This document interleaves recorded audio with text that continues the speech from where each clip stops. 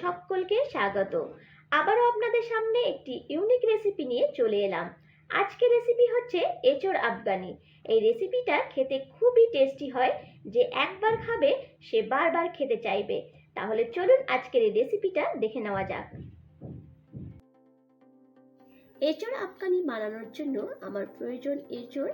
এখানে আমি 300 গ্রামের মতন এঁচোড় নিয়ে নিয়েছি, যেটা চৌকো করে টুকরো করে নিয়ে নেওয়া হয়ে গেছে। এবার আমি এগুলোকে একটু সেদ্ধ করে নেব। সেদ্ধ করার জন্য এখানে আমি প্রেসার কুকার ইউজ করেছি। এবার এঁচোড়গুলো এর ভেতরে দিয়ে সামান্য একটু জল আর নুন দিয়ে সেদ্ধ করে নেব। এখানে আমি যে এঁচোড়টা ইউজ করেছি সেই এঁচোড়ের বেশি বড় দানা হয়নি, ছোট ছোট দানা হয়েছে। এরকম দেখে কিন্তু এঁচোড় এখানে ইউজ করতে হবে। এবারে গ্যাসটাকে জ্বালিয়ে আমি এঁচোড়টাকে সেদ্ধ করে নেব। এঁচোড়টা সেদ্ধ হয়ে যাওয়ার পর এঁচোড়টাকে ম্যারিনেট করে রাখতে হবে। তার জন্য আমার একটা মশলার প্রয়োজন। এবার আমি মশলাটা তৈরি করে নেব। এখানে 6-7 কোয়া রসুন দিয়ে দিয়েছি, 1 ইঞ্চি আদা কুচি, আর দিয়ে দেব 10-12টা কাজু বাদাম। সামান্য একটু জল দিয়ে এবার আমি এটাকে মিক্সার গ্রাইন্ডারে বেটে নেব। পেস্টটা তৈরি করে নেওয়া হয়ে গেছে। দেখুন এরকম একটা থিক পেস্ট তৈরি হবে। এবার আমি সেদ্ধ করে নেওয়া এঁচোড়ের ভেতরে এই পেস্টটা দিয়ে দেব।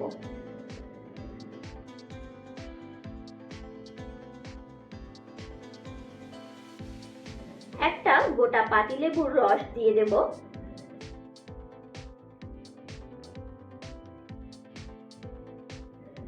1 টিস্পুন কাসুরি মেথি, 1 টিস্পুন লঙ্কার গুঁড়ো, হাফ টিস্পুন গোলমরিচের গুঁড়ো, হাফ টিস্পুন নুন, 2 টেবিল স্পুন টক দই,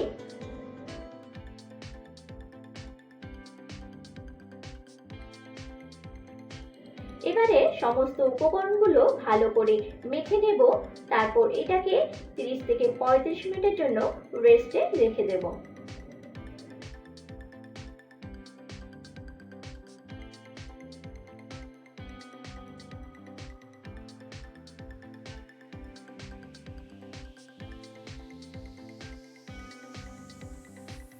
একটা প্যান ভালো করে গরম করে নিয়েছি। এবারে এর ভেতরে দিয়ে দিচ্ছি 2 টেবিল স্পুন সাদা তেল, আর দিয়ে দেব 1 টেবিল স্পুন বাটার। বাটারটাকে একটু মেল্ট করে নেব। বাটারটা ভালো মতন মেল্ট হয়ে যাওয়ার পর এর ভেতরে আমি দিয়ে দেব 2টো শুকনো লঙ্কা। শুকনো লঙ্কাটা দেওয়ার পর একটু হালকা করে ফ্রাই করে নিতে হবে। শুকনো লঙ্কার ফ্লেভার বেরিয়ে এলে এর ভেতরে আমি দিয়ে দেব এঁচোড়টাকে, যেটা আমি ম্যারিনেট করে রেখে দিয়েছিলাম।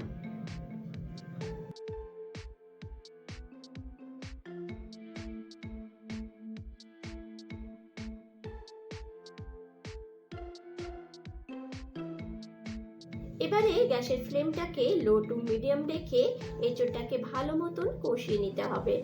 এঁচোড়টা হাই ফ্লেম দিয়ে কষানো যাবে না, নইলে মশলা পুড়ে এঁচোড়ের টেস্টটা নষ্ট হয়ে যেতে পারে। আমার এই রেসিপিটি যদি আপনাদের ভালো লেগে থাকে তাহলে এই ভিডিওটিতে একটি লাইক করে দেবেন, আর যদি খুব ভালো লাগে তাহলে আমার এই চ্যানেলটিকে সাবস্ক্রাইব করে আমার পাশে থাকবেন। আর যদি খুব ভালো লাগে তাহলে আমার এই রেসিপিটি বন্ধু বান্ধব সকলের কাছে শেয়ার করে দেবেন। একটু সময় নিয়ে এঁচোড়টাকে আস্তে আস্তে কষিয়ে নিতে হবে।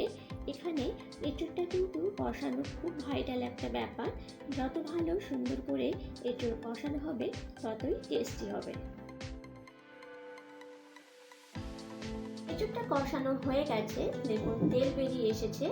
এবার আমি এই এঁচোড়টাকে নামিয়ে ঠান্ডা করে নেব।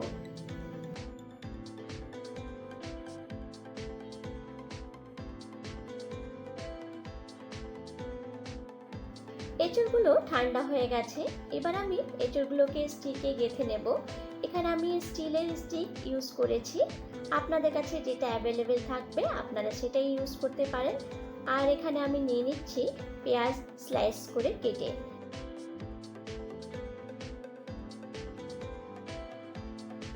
প্রথমেই আমি একটা পেঁয়াজের স্লাইস এই স্টিকে গেঁথে নেব। তারপর পরপর এঁচোড়, পেঁয়াজ বা দুটো করে এঁচোড়, একটা করে পেঁয়াজ, যেরকম আপনাদের মনে হয় সেরকম পরপর সারিবদ্ধভাবে সাজিয়ে নিতে পারবেন। আমি এখানে একটা পেঁয়াজ, একটা এঁচোড় বা দুটো করে এঁচোড় এভাবে সারিবদ্ধভাবে সাজিয়ে নিচ্ছি।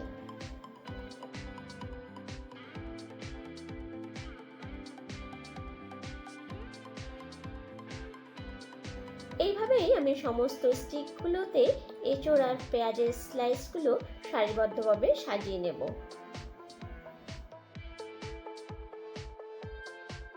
গ্যাসটাকে জ্বালিয়ে এবারে তৈরি করে নেওয়া এঁচোড়ের স্টিকগুলোকে আগুনে ঝলসে নিতে হবে। এটাও কিন্তু খুবই ধৈর্য ধরে লো ফ্লেমে গ্যাসটাকে রেখে সমস্ত এঁচোড়গুলোকে ঝলসে নিতে হবে।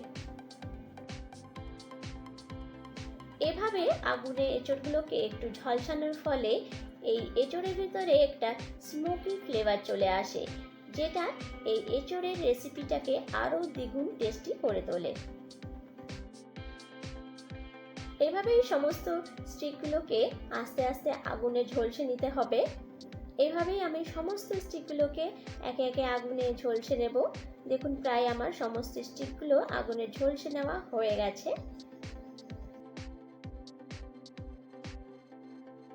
সমস্ত এঁচোড় আফগানিগুলো আমার তৈরি করে নেওয়া হয়ে গেছে। এবারে একটা প্লেট নিয়ে নিচ্ছি, এতে আবার আমি সার্ভ করে নেব। সৌন্দর্যের জন্য আমি এখানে একটা স্টিক এভাবে রেখে দেব, আর একটা স্টিক থেকে সমস্ত এঁচোড় আর পেঁয়াজগুলোকে কাঁটা চামচের সাহায্যে আমি বের করে নেব।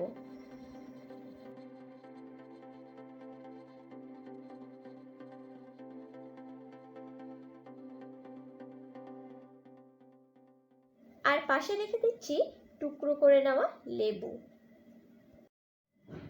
উপর থেকে একটু ছড়িয়ে দেব লেবুর রস। আপনাদের যদি মনে হয় টক বেশি খাবেন না, তাহলে এটা স্কিপ করতে পারেন।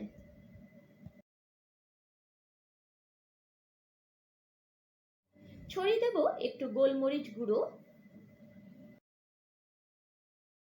এঁচোড় আফগানিটা খাওয়ার জন্য একদম রেডি হয়ে গেছে। আপনারাও রেসিপিটা বাড়িতে ট্রাই করুন আর আমাকে কমেন্টের মাধ্যমে জানান রেসিপিটা আপনাদের কেমন লাগলো। আজকের মতো নমস্কার। আবারও আপনাদের সামনে নতুন একটি রেসিপি নিয়ে হাজির হব।